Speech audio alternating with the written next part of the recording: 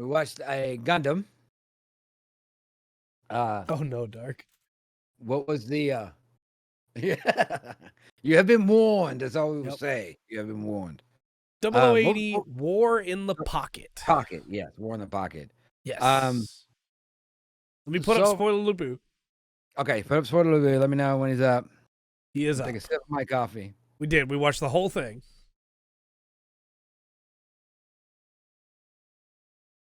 This thing was so much better directed, so much better put together than anything so far. Yeah. There's, well, I'm going to talk about this one. War in the Pocket's not a movie. It's a 6-episode OVA. Yeah. So a mini series, if you will, on that. But they do separate it out into 6 episodes. But it's so much well done, so much better directed. I mean, from the get-go, you feel it. Yeah. Well, see, CCA had the like a movie format feel. Yeah. They that didn't help. Yeah, this specifically sounded great. Yeah. But it wasn't directed great. War in the Pocket specifically, like, the end of an episode has hold on, let me see if I can hold this ad off. I cannot snooze the ad. War in the Pocket has, like, at the end of every episode, there is an ED that plays. The start of every episode has an OP, and then, except for the first one, of course. And then it has, like, a little recap at the end and what's coming next episode. That to me is definitely, like, episodic format. Yeah. Yeah. It's the That's weird that they made a movie version of it where they just cut out all the stuff. Okay, well that doesn't surprise me. That seems to be something they do. It's like they made a series and then they cut it down to fit a time limit. The one we saw was 6. Okay. That won't leave me alone. Chowder does have a weird. Chowder's a weird show though. Animation is weird. The characters are weird. The voices are weird. Everything is weird. Yeah. It's rather funny. But yeah, so far also it's. I think we have to point out that this is not for the same audience at all. Yeah, Tomino didn't direct it. It's definitely more. Tomino didn't write it. It's more mature, is maybe the phrase. I don't know that I'd say nothing of value happens to him. His life is basically ruined. Yeah. Well, see, I think that's the thing that pulls me. That pulls me kind of. That I noticed in it. It was just so much the direction and everything. The story. I don't think the story's ground. I kind of agree with you. I don't think the story in it is like maybe any better. Right. Or worse than anything is the story's not super what stands out. Right. It's just the characters, the side action, the small things. I don't know. I think like when you look at the grand theme, I didn't mean to cut you off there, but like in the grand scheme of things, the Gundam Alex only gets destroyed because he found it. I wouldn't say that's nothing of value, but I see where you're coming from. He's not going to carry on to be like a big name. Because we know what happens in the 1 Year War. It's over at the end of 0080. Right. But he definitely was a driving force here. Yeah. But it's not it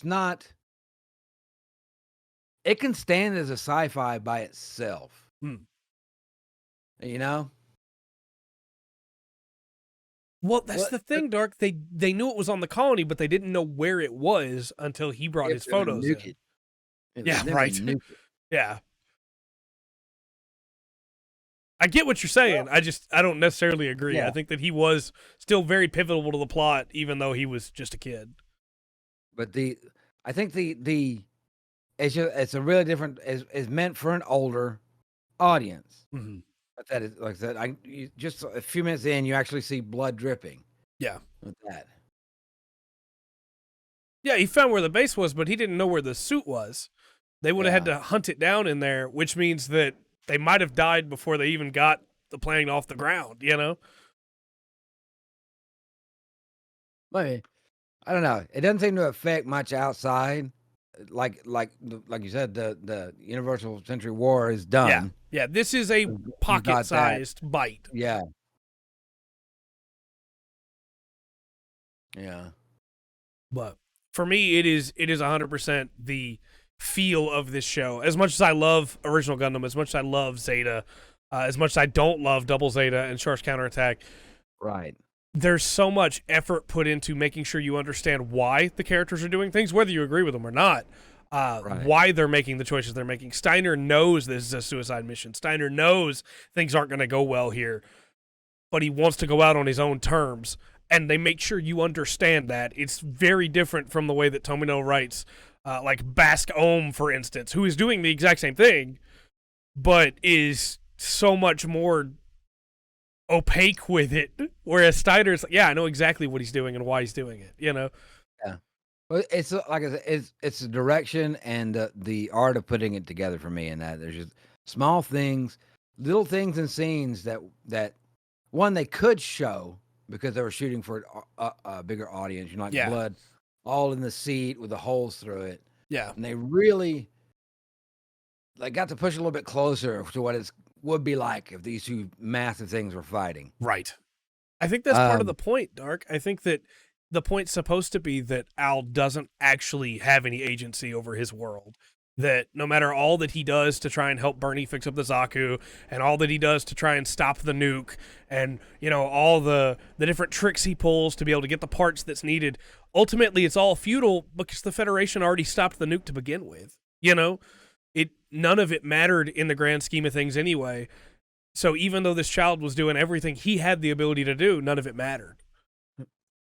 See, that flask is one of the things in the direction. There's just very, very couple of times they just bring it up and show it sitting there being its natural self, and you know, when there's no firing, he's just moving around, just kind of bouncing around. They use it again later and show it hanging from the same place. You know, bullets are banging it around. It's a different setup. It was the direction.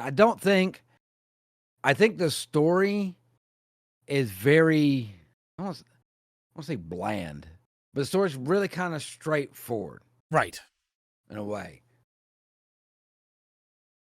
Yeah. I get what you're saying. It is. He's looking from the narrator's point of view. Yeah.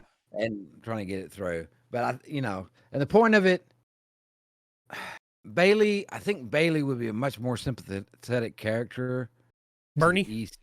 Bernie, sorry. I said Bailey? Bernie. I apologize. Be a much more sympathetic character to an Eastern audience and to a Western audience. And I think it would be a much bigger push. I think if we'd seen it from Bernie's eyes instead, though, I don't think a lot of the decisions he makes would have hit as hard. I think seeing it from Al's perspective is what makes it hit so hard. Of you get both Bernie and Chris as these two people that are both doing what they're trying to do to save this colony and don't realize that the other one is who they are or also trying to save the colony. And so seeing it from this not impartial third party makes it feel to me a lot more heavy of this is a child that can't stop this. Yeah, from a storytelling point of view, I think they wanted to have a little. They want to try to tip the scales on the two that would fight there at the end, right? But you get, I think like I said, I think Bernie would be much more sympathetic just in the fact that he knew he can't win. Yeah, that's my issue with the show is that the connection between the two of them doesn't get a little bit more attention. I don't know where they would have given up more time, but I needed just a little bit more to convince me, that I understood the attraction for sure, but give me like something more than just, in that final moment before the next day comes, he's just looking at her house. Yeah. Yeah. But it gives me hope for the future episodes that we're going to watch. Yeah. In that, like I said, it's well put together. And yeah, we can tear it apart. Yeah. The probably many different levels. Y'all definitely can do that easy, better than I can. But I think so far, watching this like I am, going through it like this and trying to learn about it, this so far has been the best going for the whole series. The direction's great. The sound's great. The deaths are great. There's not a lot of extra gravity given to the deaths of like, we got to spend 2 minutes talking as this character lays dying. It's all snappy. But when you can show somebody getting like the bullets ripping into them, you don't need that. Right. You've set the scene. So I think the target audience being a little bit older really helps with the storytelling. Right. And hopefully at some point it kind of comes through, so you get that magic from the original Gundam, right? The OG Gundam, and you get somebody who knows how to direct. Right. Well, and just to real quick to the point that Darkus brought up, Bernie. This is a little thing we talked about. Bernie had the original Zeon logo on his shirt, which shows that like Bernie was a follower of Zeon Zum Daikun. Yeah. Which means that Bernie really liked the freedom for space aspect, which maybe makes him the most sympathetic Zeon pilot we meet, and it never gets brought up. And it's just like a subtle detail that I really liked about his character. Well, I think Tomino wanted to point out that you have these major powers moving and working, and it's not the ones that are calling the shots, right? Who sit back and say go and do. They're not the ones whose stories were really that interesting. It's the ones that have to be out there, and whether it's whether it's the Earth Federation or the Space Noise. What they try to do is give some sympathy to the other side in some way. Yeah. And I don't know that they've pulled it off great. I mean, they still dropped a colony, as King has just pointed out. Yeah. Like, let's not forget about that. But I wish that we got more of that in Gundam. There's a lot of it already, I guess, with like Rambaral and Bernie, but I wish we got more of that. Hey, these are people that have been pressed into this because they have been bought into the lie that the Federation is trying to crush them, which is not a lie in some places, but still at the end of the day, they are working for literally Space Hitler. So, yeah, but he still I don't know. He still kind of draws a line. I think he tries to humanize certain people. And I don't know, it's not consistent enough. Yeah. But can we just real quick give a shout out to the team, Steiner's team, Misha and Carlos, and how effective they were? Because if not for Bernie's mistake with Sydney, that plan would have gone off without a hitch. They were doing super well. Also, the Camphor is an amazing suit. Just want to throw that out there. I loved the animation was really good. I love the way the angles on some of the suits. Yeah. Well, we talked about it on off. It was like the first time they put it, and you see I don't remember what suit it was, but it gets up. Yeah. And I turned to you, and it's like with the sound and everything else, the animation, it felt heavy when it got up. Yeah. It feels like a heavy machine was getting up. Yeah. In the show. So I don't know. I'm looking forward to future Gundam exploration. Yeah. And just real quick to chat's point, King, he was put there by Killing. His name's Killing, by the way, specifically because he was not actually an elite and he wanted them to fail so he can nuke the colony. That's why he shoots the guy that was trying to stop him from nuking the colony. He just really wanted to nuke the colony, probably because he was born into a family named Killing. But yeah. Well, no, I like 0080 a lot. It was one of the shows that I didn't remember very well going into it. And no, you're good, man. I understand if the movie cut that out, how would you know that context? It is so much better than I remember it being that right now it is, for me, First Gundam, because I can't separate my love for First Gundam and 0080 in my run of what we've seen rewatching for the show. That's how good I think 0080 is. That's how good I like. Right. Shout out to Bernie for taking out a Gundam with a Zaku. Yeah. It cost him a lot, but Yeah.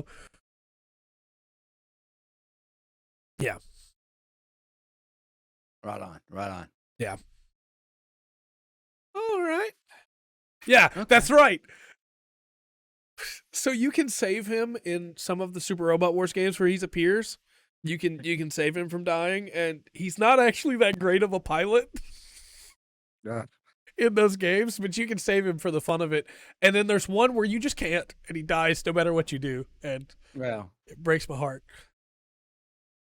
Yeah, well, Chris was. Oh, go ahead. Sorry, go ahead. Point out, Bernie.